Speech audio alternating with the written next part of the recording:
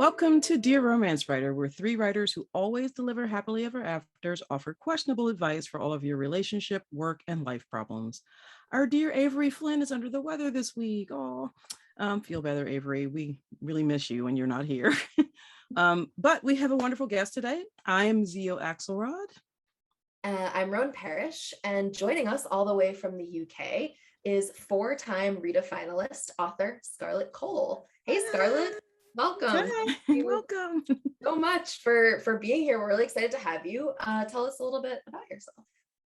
Oh, first of all, thank you for inviting me, because it is always lovely to see your faces, and it feels like way too long since we've been together in person.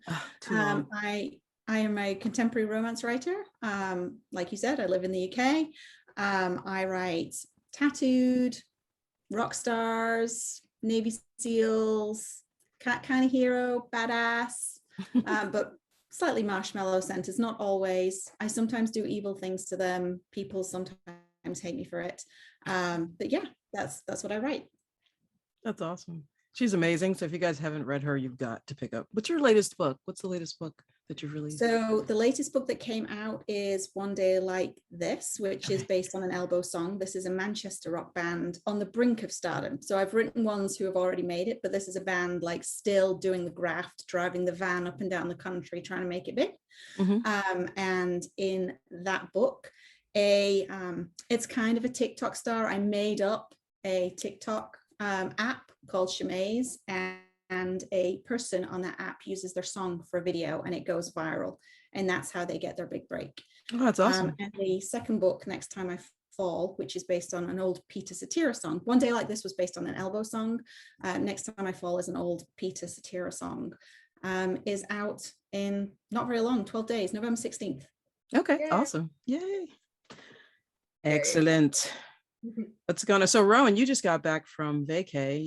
We were there, Mr. X and I were up there at the end of September, but you did a fall trip to Cape Cod.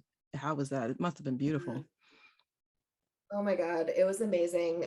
I've never been to Cape Cod before, and I love like moody landscapes and everything to do with Halloween and winter beaches, and it was like my cup runneth over. I did so much hiking and like walking and beach combing, and then we were there was this nor'easter that devoured the whole eastern seaboard, and the entirety of Cape Cod lost power for a couple days.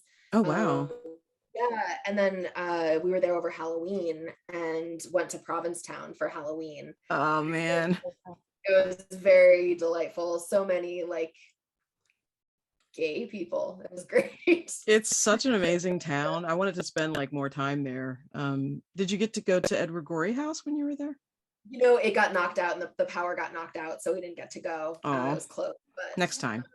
Next time. And because of the storm, we did some wicked beach combing. I got some like beautiful buoys that had washed in from the ocean. Oh, I love them. They have these buoys that are these gorgeous colors, like really bright colors, so you can see them from far off, and they mark like lobster traps and things that are for boats, and they all washed ashore, and that you can't, once they're done, they're not useful anymore. So I grabbed some of them. And I also came back with a little souvenir, which is a new tattoo. Oh wow! Oh my gosh! It's a white house. Love it! Wow, that is gorgeous. That's amazing. It's kind of crunchy and healing still, but that's gorgeous. I love the buoys because they reminded me of dreidels. They're like, you know what I mean? They're kind of shit, They are. Yeah, they're just beautiful. I'm jealous. And you loved it, right? You loved it as well. Yeah. And we went to Salem as well, and they were gearing up for Halloween. So we were there like right before Halloween. You were there for Halloween. So I'm very jealous. Pretty good. We actually shot part of a horror movie on Halloween night, which was very. That's amazing. That sounds amazing. Did you hit some graveyards? Because you and I have tramped through many a graveyard. Did you hit some graveyards? Of course I did. Thank you for asking. They're everywhere there.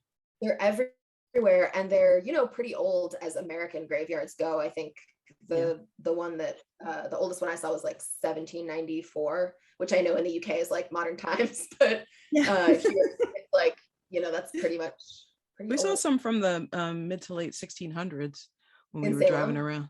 just, yeah, like I don't even know where we were, but we were just driving around. It was like, oh, really old cemetery, because have the stones get really thin, Yep. and like the writing Yeah. is very, so you can barely make out the letters and the numbers. But yeah. Yeah, I wanted to do a stick and poke tattoo that's based on some of the designs of those old gravestones. They're so beautiful. Awesome. All right. Well, let's get into our letter this week. It's actually from a BuzzFeed article that Avery found that has a topic I don't think we've discussed before. Because we're coming up, February will be our year doing this podcast. We'll have to think of something really special to do to celebrate that. I know. So we've covered a lot of ground, but I don't think we've done this. So I will read it and we will discuss. So it says, I am 29, female, in a long-term relationship with my partner of 7 years, 39, male. This is the guy I will marry. When we started dating, the very first serious talk, he made it clear he didn't want any kids. Me being 21 at the time was like, yeah, sure, kids, not for me, or so I thought. I've come to a point where having children has become very real and it plays on my mind constantly. I feel like there's a hole that needs to be filled. I've brought it up several times with my significant other. Don't get me started on the reasons why he's against a child, but I respect his feelings. This could perhaps be another thread on its own. I feel guilty in a way. He's made it clear on his feelings pretty much from day one. I personally haven't gone through what life to figure out what I wanted in life. He's slowly come around from a hard no to a soft no to a now, which is when we hit certain milestones, i.e. need to have X number of dollars in the bank, need to have homes settled, et cetera, that would provide us with the necessary support to raise a child. Very sensible. I've been careful not to force his hands. Ultimately, I need this to be a joint decision. I'm not signing up to be a SAHM, which I'm not sure. Stay-at-home mom. Stay-at-home mom. Okay, gotcha. Thank you. The reality is he's only considering this because of me. I have a very deep fear that if we go ahead with this, he will somehow resent me if parenthood is as bad as he's pictured it. Do I learn to be content with what we have now, or do I take a risk? This is such a huge issue that I feel like comes up a lot for people. Wow. Yeah. There's a lot to dissect there as well. Yeah. There's a lot of different pieces from, your biology as you get older, to have children, to balancing different people's needs. And so there's a lot to unpack. Yeah. What's your, can I get just like a instant response, one sentence? What's your first reaction? Just to see where we all stand. Because I'm a hell no, don't have this baby. Yeah, my gut says you can't be half pregnant. There isn't a compromise when it comes to pregnancy, right? You are either all in and you have a child for the rest of your life. I mean, I just turned 50 and my dad still backs me off. When I back off the driveway, my dad goes into the road and sort of waves me off to make sure I'm okay, right? So it's a lifelong commitment. I'd still be stuck on his driveway if he didn't do that. So you're all in or you're not. There's not a middle ground. So my gut says no, but let's discuss. I mean, I know there are people who are afraid of having kids, literally afraid of having kids for one reason. Either they were brought up a certain way and they're afraid they're going to treat their kid that way, or they don't have the self-confidence that they're going to be able to take care of another human life. If it's something like that, maybe they can chat and talk about those issues. If it's I don't picture children in my life for some other reason, work, career, personal choice, whatever it is, that's a whole different thing. So I feel like there's not a lot. She's saying he's got his reasons, but she never says what those reasons are, but I do feel like if someone's really that reluctant to have kids, after they've been together for 7 years and it's still I don't know that this is the path that they should take, at least not together. So and he was 39, right? He was 39. I mean, you know your mind by 39. At 21, she's right. She went along with the tide, he didn't. So she was like, oh, I'm 21. I can't imagine that being an issue for the next 10 years. But once you're 39, you know your own mind. You have your routines and your, the way you like your life, right? And she's 29 now. So she's getting, she's probably like, okay, if I'm going to do this, I'm getting to the time where I've got to do it, So yeah, it's a tough conversation. Yeah, I just I mean, I'm 39 and I'm trying to imagine changing my mind right now about not wanting to have kids. Mm, And I can't even imagine it. I mean, I also didn't want kids when I was 21, so right.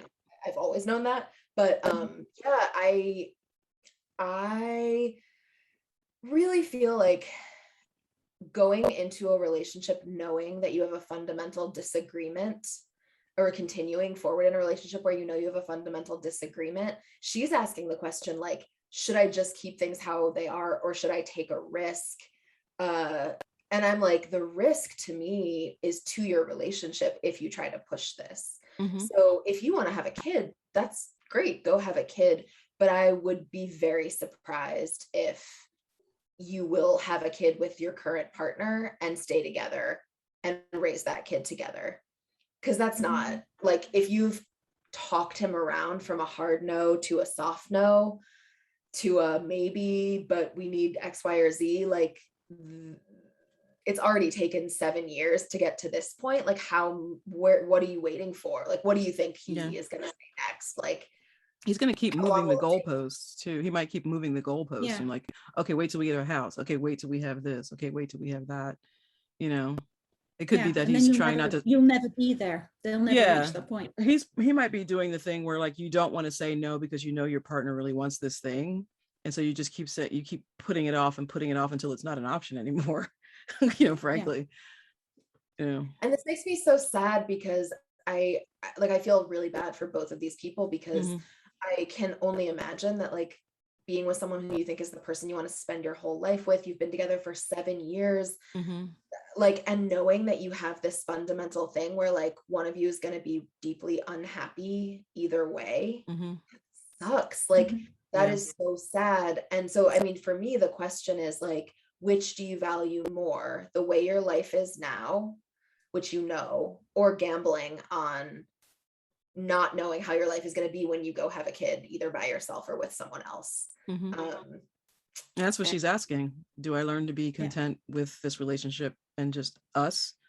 Or is the risk, like, forcing him, not forcing, but like cajoling him into having a kid, or leaving the relationship and finding that somewhere else? Like, it's not a great choice either way. It's a risk either way. I think it's a kind of risk.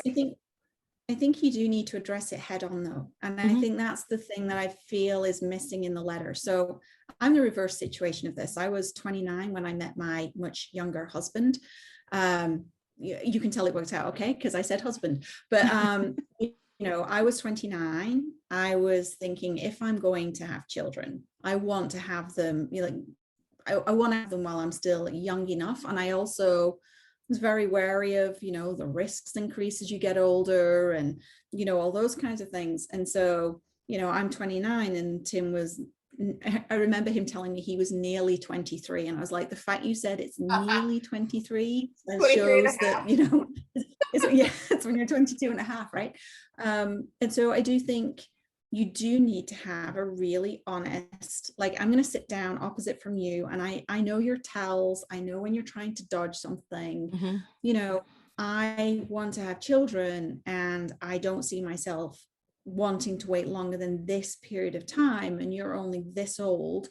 Do you feel that this is somewhere you can get to? And I think when you start to hint and you start to think, well, I don't want to say no because that person might leave if I say no, but they might leave because I keep putting it off and putting it off. I do think you need to have that sort of, I'm going to sit down, I'm going to look you in the eye across the table, and I'm going to ask you outright, do you want to have children with me, or is this just a way to push this decision off? And to your point earlier, Zio, I think if this is just I had a rubbish childhood, my parents were not great role models, I have friends who have children and it feels like their life is a disaster, and when I look at that thing over there, that's not what I want, then yes, you can have a conversation about all those things. But if the answer is just outright, no, I don't actually, then they owe it to each other to have that, sit down face to face. I'm going to ask you the question, and it's a yes or no answer. Yeah, it is a yes or no answer. exactly. I agree. And I think if it's not an enthusiastic yes, it's 100% no.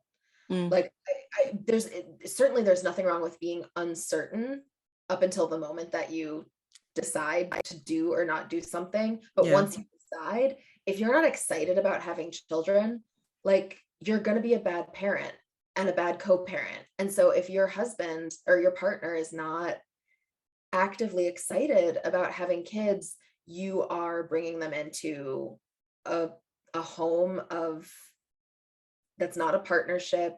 uh, you're setting yourself up to be a single parent, perhaps unexpectedly. It's just that's not yeah, a little risk. This is not yeah, like do we get a dog, and if we're yeah. not super into it, like maybe our friends want a dog, you know. Right, right. Well, and she Yeah. says, doesn't she say in the letter that she doesn't want to be a stay-at-home mom? That's not what she's Yes. signing up for. Yeah. So that there's a inference there which says they're going to have to split this.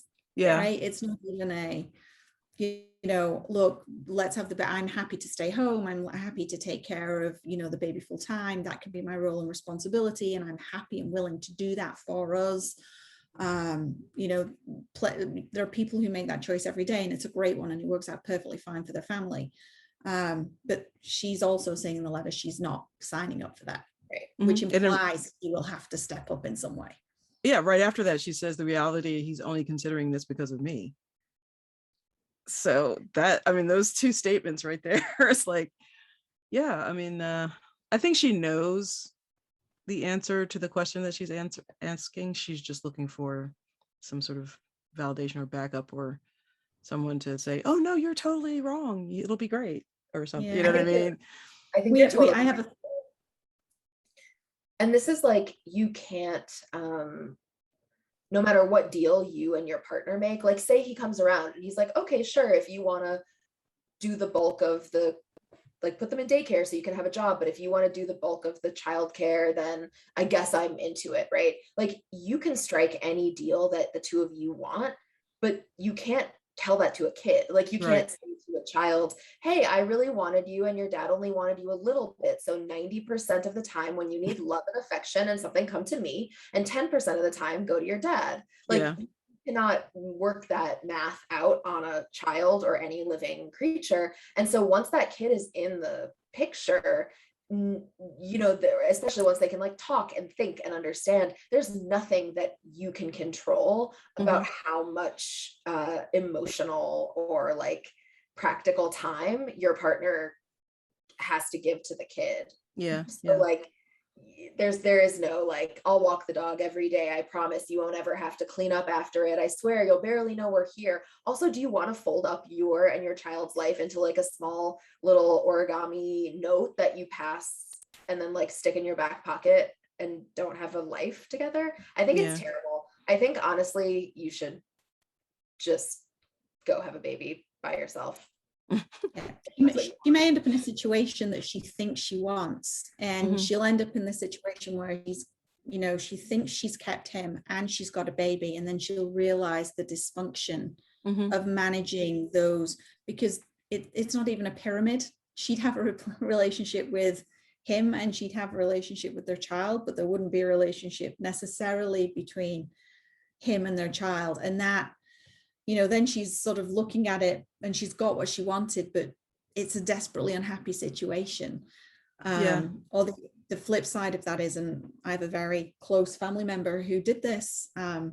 She married this person in the hope that they would change their mind and they would get to this place, you know. And in the letter it says there's no guarantees. He's gone from a hard no to a soft no to it's still a no. Like, I mean, there's hurdles to get over, but it's still no until they get to those places.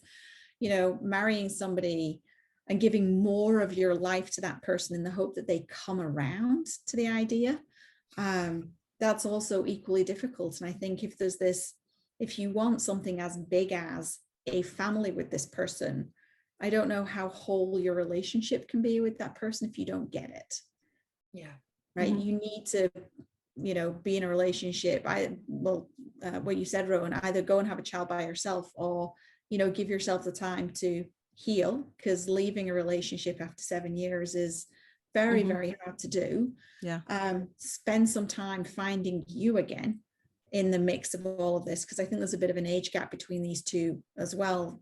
You know, he was obviously older when they met and she was quite young. It'd kind of be curious to understand what their friend group looks like. Is it mostly his friends? It'd be good to look at what their hobbies are. Are they mostly his hobbies? Because she's sort of blended her life into his.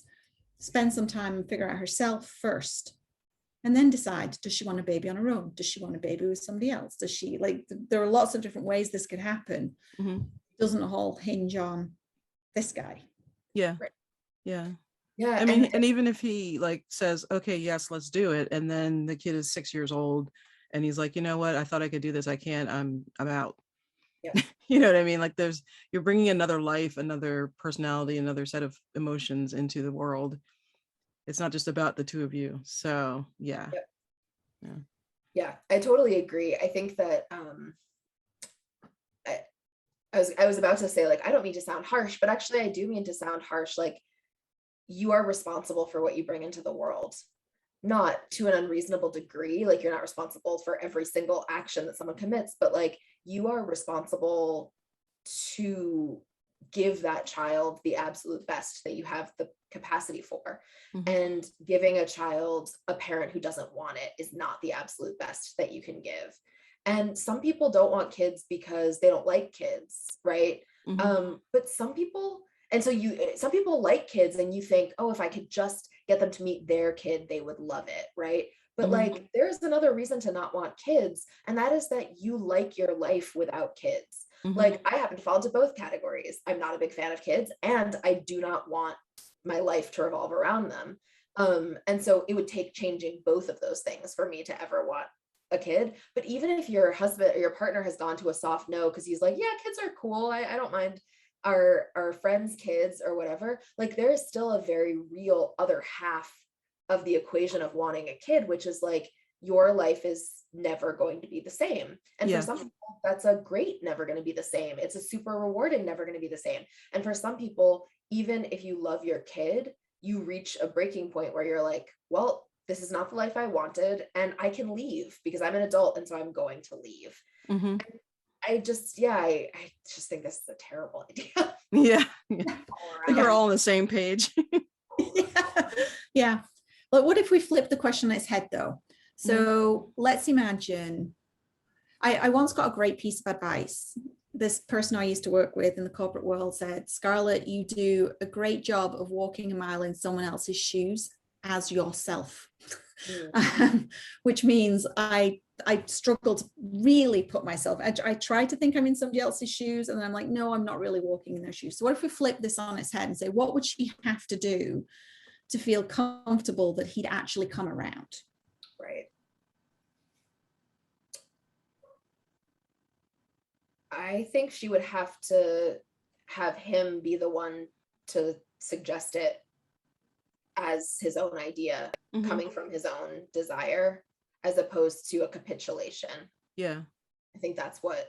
If he was like, you know, I was spending time with my brother's kids and they were so wonderful, and I realized, you know, I could actually be a really good dad, and you know, so let's go for it. Like, if that was the way he was coming in, I think then you breathe a sigh of relief, because anything else is going to be, he's giving you a car, he's giving you a ring, like he's giving you something that you want. It's not necessarily anything that he has any emotional attachment to. And so, yeah, that's just a recipe for trouble, I think.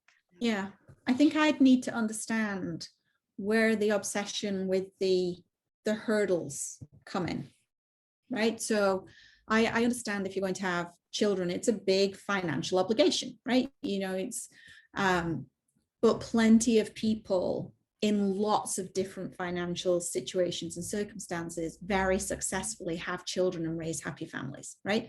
So owning your own home, not having any credit card debt, you know, being able to afford 4 vacations a year, none of those things directly correlate to you having a great relationship with your child and being able to raise it in a healthy, happy home environment, right? So I think for me, if I was to walk a mile in this person's shoes, I think I'd need to understand why they felt those hurdles or barriers were important. So, you know, maybe if as a child they moved from rental home to rental home to rental home and it made them feel very unstable, then you could understand why it would be important to them to say, I'm not bringing a child into that condition. I would want to have a house to feel that I'm giving a child a good start. I could get my head around that.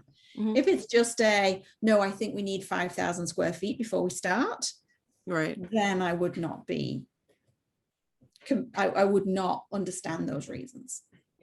Yeah. I think anything that stretches back to what you experienced as a child is something that you can work through together.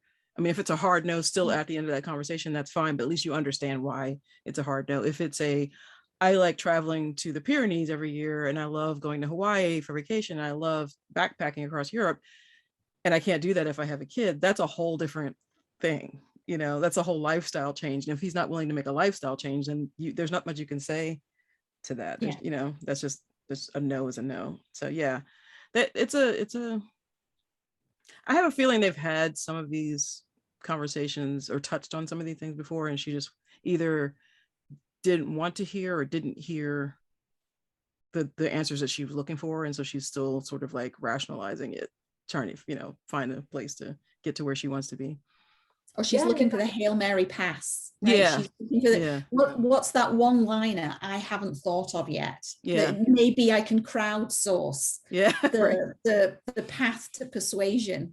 You know, what's the thing I'm missing that would make him change his mind? Yeah, and it's so sad because I'm thinking about it from her husband or her partner's perspective as well, which I'm imagining if he wrote the letter and was like, I 39 have been with my partner 29 or however old she is, 29 for 7 years. When we first started dating, I was super clear with her that I had no interest in children, and we agreed. Now, all these years later, she's the love of my life. I thought I was going to spend the rest of my life with her. And now suddenly she wants to have kids, or not suddenly, but now she wants to have kids and she's trying to talk me into it. I want her to have everything that she wants, but this is not what we agreed to. And she's changed the game. And I'm like, that's fucking tragic. Like that's such a sad thing for a relationship. Oh, I just had a bit of a misogynistic response to that though. Like I feel like there may be, age differences are really interesting as from a relationship standpoint, right? Like everybody agrees there's, you know, as long as everybody is consenting and everybody is healthy and safe, then great, have an age gap as big or as small as you'd like.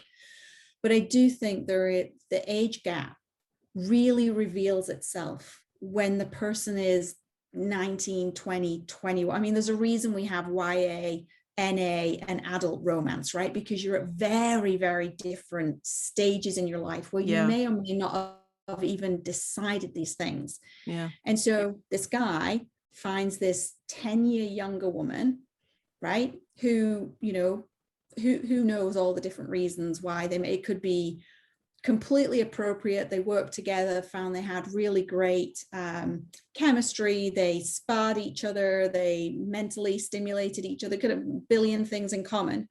Or it could be he just got off getting a 10-year younger trophy girlfriend. And so he got this young, malleable, impressionable, not sure what she wants to do with the rest of her life while he was nearly 30. And sort of, I don't know, there's a power dynamic there, which I don't want to say this is what definitely happened, but there is a power dynamic there where at 21 years of age, you could be very easily led by somebody who's 31, established, has a career, has a house, whatever, and you just go along, maybe coming into herself and say, hang on a second, that's not what I want in life. And so I think to you replaying the letter in reverse, I was like, oh, wait a second, it could be that this guy who's just older and kind of told her that was the way the world was going to be. Could be, yeah. I mean, it could be, totally could be. Yeah. But I think, you know, her saying at 21, this is what I want, and him saying this is what I want. I mean, she was assertive enough to tell him what she wanted, and then decided, but not right now. We can talk about this later. So the later is here. and this is where they are. Yeah. So Tick, tick, yeah. tick, tick, tick. The clock Yeah. is ticking, The right? clock actually moved forward. Imagine that. Yeah, well, I wish them the best. Hopefully they will do what's right for each other and also for the child that I think will come into the world one way or another, either with him or, on her own or with someone else. But if she really wants children, I think she'll do it. She'll just have to find a way to do it that makes sense for her and them. They could end I up feel just like being. if this podcast, if it ends up out in the world, the podcast, and somebody knows who the BuzzFeed article was written about, I feel like I need more intel. Like I feel like We always want Did more. you have the conversation? Did they sit down? What did they decide? Yes, if anyone and I sees don't a care if it's two follow-up, different pictures.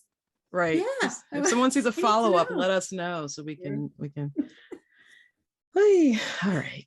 That was quite a discussion. So on that note, we're going to go to our chat topic, which is what calms you down when you're really stressed out and upset? Because I feel like this is really apropos here. Oh my gosh, wait, can I do mine as a visual? Yeah. So you guys will have to go to YouTube to see the kitty on the lap. Oh, well. Yes. A little cat purring on my lap. Purring cat makes me, it's like I can feel their healing buzz through my entire nervous system. I love it so much. Oh, kitty. What do you do, Scarlett? What's your method of relaxation and stress relief? So I have a very active brain, like it fires all the time, and I am terrible. I'm one of those people who rehashes a conversation I had 10 years ago in the shower trying to find the perfect line there, which I delivered at the time. So I do find that working out, I have this very strange love-hate relationship with working out. But I do find that working out is a really good one for me because I just get so caught up in just like remembering to breathe and not die, that I do have that chance to turn off the brain. And I've just been working through a book called The Desire Map. And it's called, the tagline is Goals with Soul. And the idea is you think about, instead of thinking of goals as I'm going to write a book, I'm going to travel to this place, the thing you do is you anchor yourself around feelings. So what do you want to feel? And the idea is you can bring those feelings into the now. And so one of the words that I said was, I want to feel nourished physically, mentally, spiritually, emotionally. I want to feel nourished. And so now I think about my workout as getting nourished.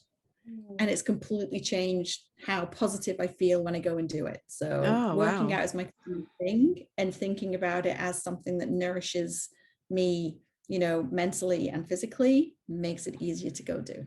Oh, wow. I like that. What's the book called again? It's called The Desire Map. I can't remember the author's name, but it's a famous book and tons of people have done it. It's like the woman who wrote the book, she's got massive cult following and that kind of thing. It's a really great book. I highly recommend it. We'll have to find it and put it in the show notes. Yeah. Now for me, I guess, music is always like my go-to for anything when I'm stressed out, if I need inspiration or whatever. So sometimes I will just close the door and lie in the dark and put on like an album that I love, like one of those ones that just lives in my blood, So it could be something that I've listened to on repeat ad nauseum, and then I haven't listened to it for a while. I'm like, okay, I need to go revisit that piece because it puts me in that headspace that I need to be in, or it shuts everything out, or like if I need to go cry or if I need to laugh or whatever it is, like I'll go find that piece of music and just immerse myself in it. So, but yeah, I also really go ahead. Yeah. Go ahead.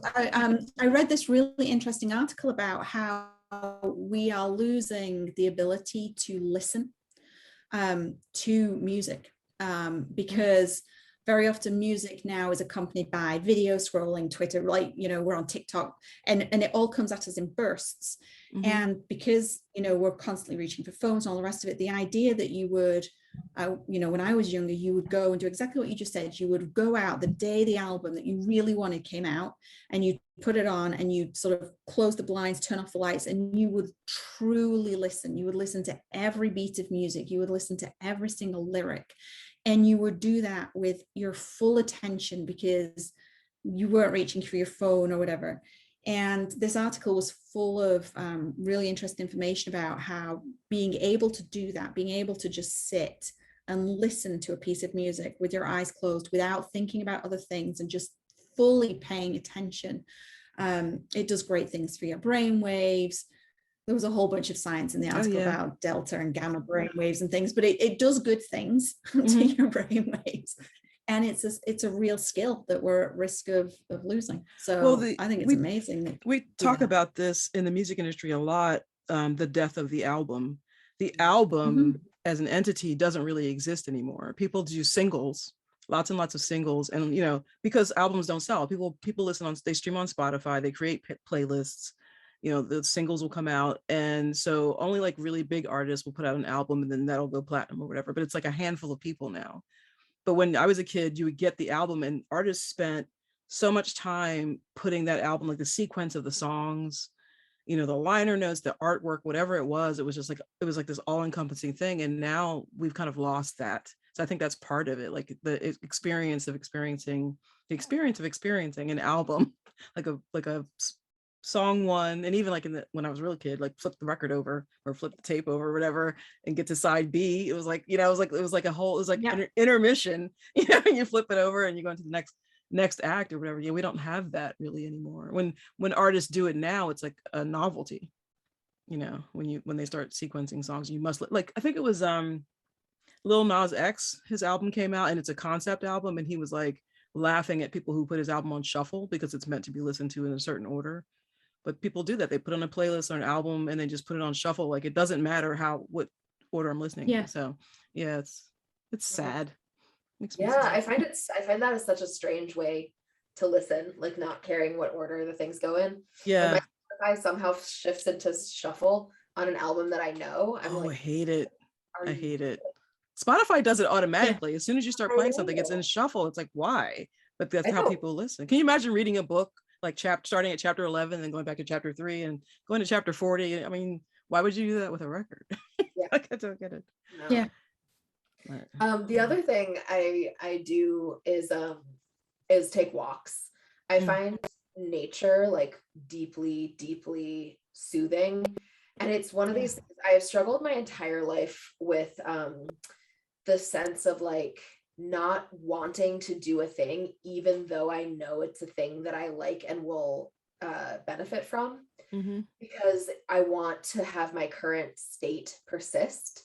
Like it feels like that I'm saving energy or something by just like not making a huge move.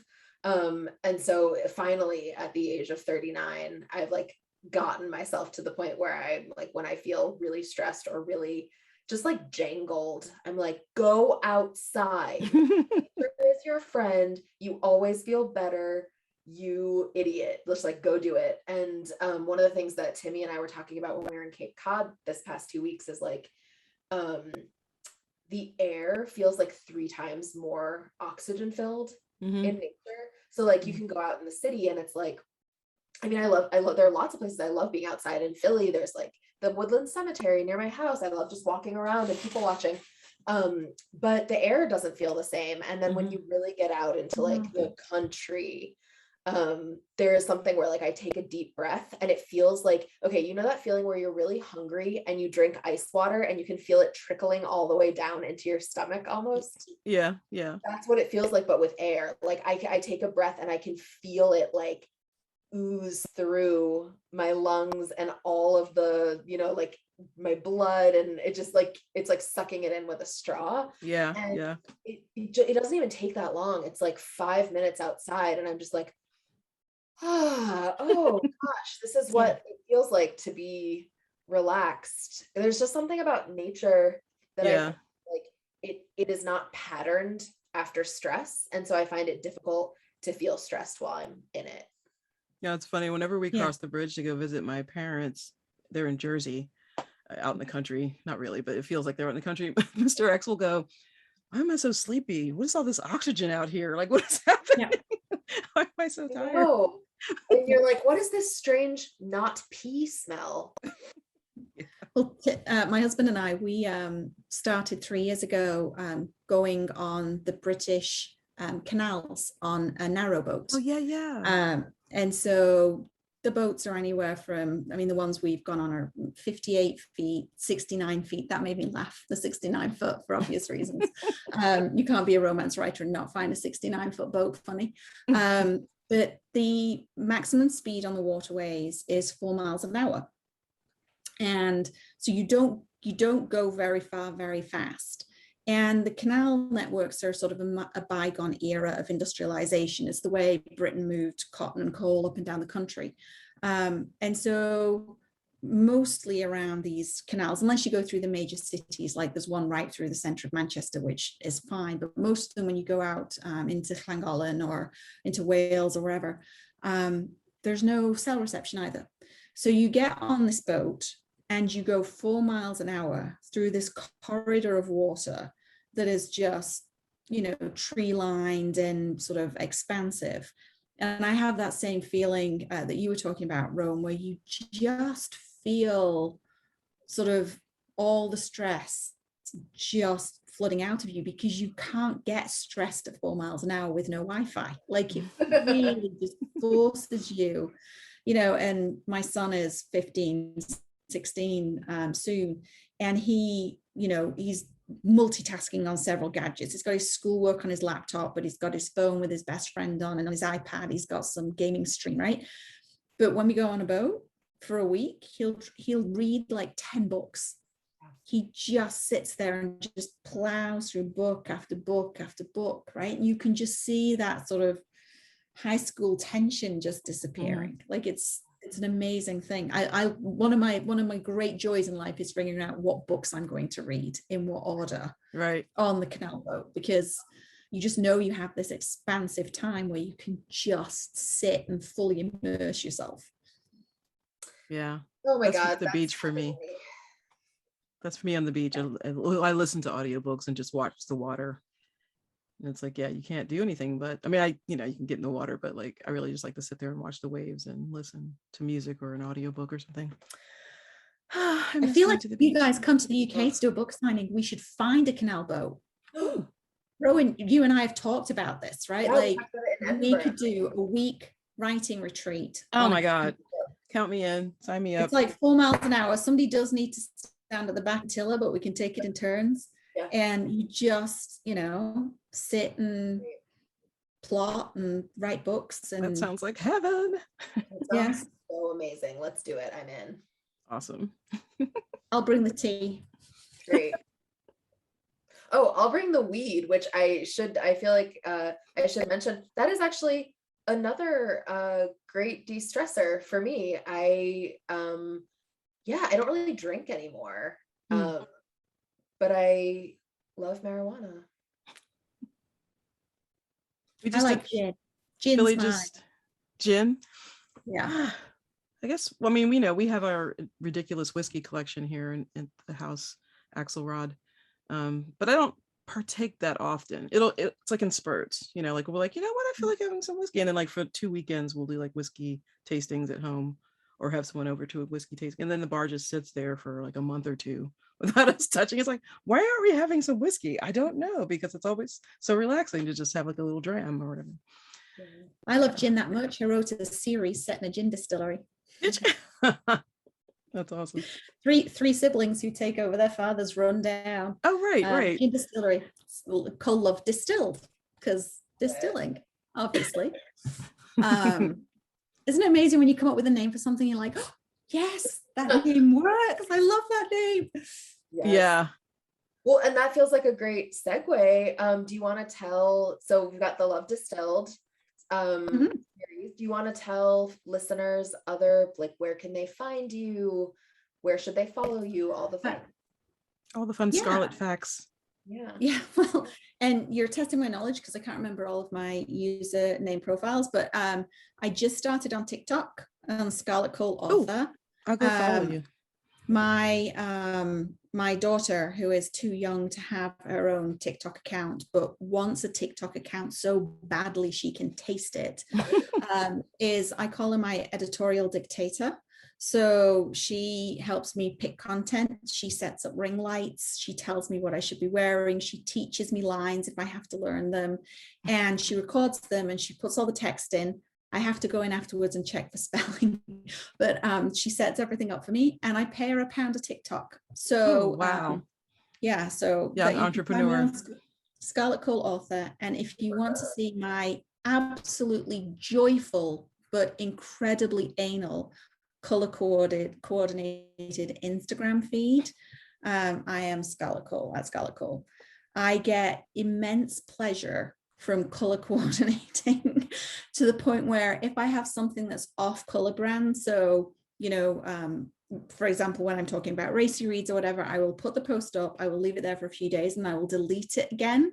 So, because I know everybody's seen it, and then I will delete it because then it breaks up my color feed. So you can go and check out my matchy ass on so Instagram at Scarlett Cole. Oh my gosh, you're adorable. Well, thank you so much for being here, Scarlett. It was such a joy. Ever since we started this podcast, I have known that you had to come give everyone with us. And thank you everyone for hanging out with us for another episode of Dear Romance Writer. Remember, send in your questions for us. You can go to the website, dearromancewriter.com, and we have a whole little form that you can fill out. It's totally anonymous. You could also hit us up on any social media platform, DM us, send us any questions you want. We cannot wait to give you some more questionable advice. This trio, or today duo, well, no, trio. Avery, yes, happily ever after enthusiasts. Thanks, everyone. See you soon. Bye.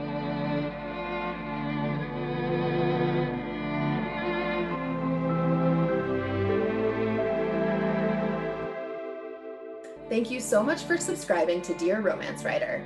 Remember to keep sending in those letters at dearromancewriter.com. We can't wait to tell you what to do. Dear Romance Writer is part of the Frolic Podcast Network. Find more podcasts you'll love, frolic.media/podcasts.